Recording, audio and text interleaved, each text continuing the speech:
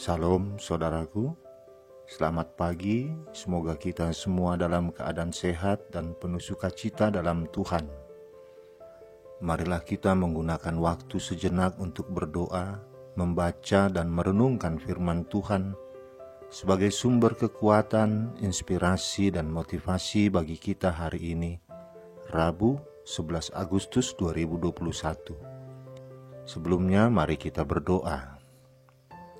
Bapa di sorga, kami bersyukur atas hari yang indah ini, hari yang penuh harapan.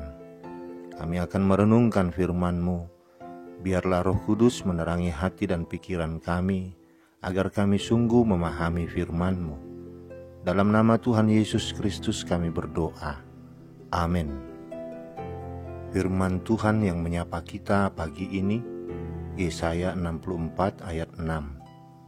Demikianlah kami sekalian seperti seorang najis, dan segala kesalehan kami seperti kain kotor.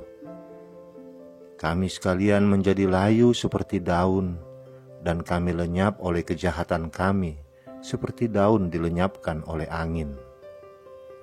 Saudaraku, nas ini merupakan jawaban umat Israel atas firman Allah yang disampaikan Nabi Yesaya, yang memberitakan hukuman atas pemberontakan mereka.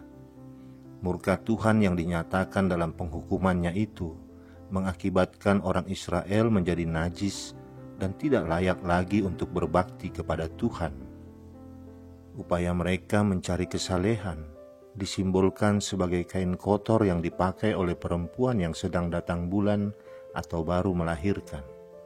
Kesalehan mereka itu seperti kenajisan yang kotor yang telah memisahkan Israel dari sumber hidupnya, sehingga mereka menjadi layu seperti daun, lalu lenyap oleh kejahatan mereka sendiri. Bukan kejahatan dan dosa mereka yang diibaratkan kain kotor, tetapi kebenaran mereka.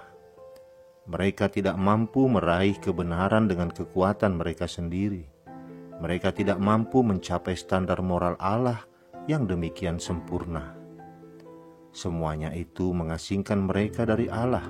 Tidak ada pegangan hidup. Mereka merasakan hukuman Allah. Allah sendiri pun telah menyembunyikan wajahnya dari mereka. Pemulihan sebagai umat Allah dimulai dengan adanya pengakuan. Mereka mengaku dosa dan pemberontakan mereka. Pengakuan itulah pintu masuk anugerah keselamatan bagi mereka.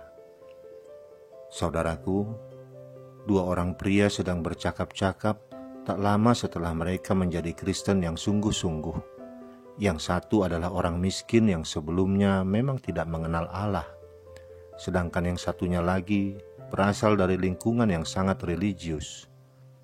Setelah masing-masing menceritakan tentang pertobatannya, pria yang berlatar belakang religius bertanya kepada rekannya, "Bagaimana kamu dapat langsung memberi tanggapan terhadap Injil saat pertama kali mendengarnya, sementara aku memerlukan waktu bertahun-tahun untuk melakukannya?"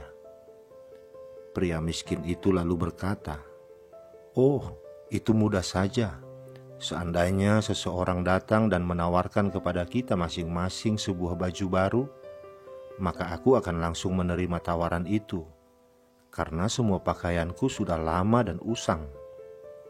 Namun lemarimu pasti penuh dengan pakaian bagus. Begitu juga dengan keselamatan. Mungkin kamu sudah puas dengan segala kebaikan yang kamu terima. Jadi kamu memerlukan waktu lama untuk mengerti bahwa kamu sungguh memerlukan pakaian kebenaran yang ditawarkan kepadamu melalui Kristus. Aku sangat sadar akan keadaanku yang penuh dosa. Karena itulah aku ingin sekali menerima pengampunan dan pengudusan." Saudaraku, hanya di saat kita menyerah, mengakui bahwa kita tidak mampu, dan berhenti mencoba mencari kebenaran diri sendiri, di saat itulah anugerah keselamatan Allah datang menghampiri hidup kita. Kita tidak pantas dibenarkan, tidak pantas menghabiskan kekekalan bersama Sang Pencipta alam semesta. Namun Allah melalui Kristus telah mendandani kita dengan jubah kebenarannya, supaya kita bisa tinggal bersamanya selamanya. dan Dia memberikan kebenaran itu kepada kita sebagai anugerah, sebagai hadiah, gratis. Itulah sebabnya jangan pernah berpikir kita mampu menjadi benar karena usaha atau perilaku kita, atau berusaha menambahkan sesuatu kepada kebenaran Allah yang sempurna yang sudah diberikan kepada kita itu. Sebab itu sama saja dengan menolak hadiah. Siapa yang berani menolak anugerah yang diberikan Allah kepadanya? Siapa yang berani mencampakkan korban darah Kristus yang berharga dan mengatakan darah itu tidak cukup manjur untuk membuat dirinya kudus dan sempurna? Yang bisa kita lakukan adalah dalam kerendahan hati mengucap terima kasih kepada Allah dan menerima fakta bahwa tidak ada apapun yang perlu kita tambahkan kepada anugerah kebenaran itu. Terimalah Yesus Kristus dalam hidupmu, jangan tambahkan yang lain. Amin. Kita berdoa. Bapa di surga, firman-Mu mengingatkan kami bahwa kami tidak berdaya menyelamatkan diri kami sendiri. Kesalehan yang kami lakukan tidak dapat membenarkan kami. Karena itu kami memohon, bersihkanlah kami dari segala kekotoran yang menjijikan bagi-Mu. Jadikanlah hati kami kudus bagi-Mu ya Tuhan. Dalam nama anak-Mu Tuhan Yesus Kristus kami berdoa. Amin. Selamat beraktivitas saudaraku. Tuhan memberkati. Salam.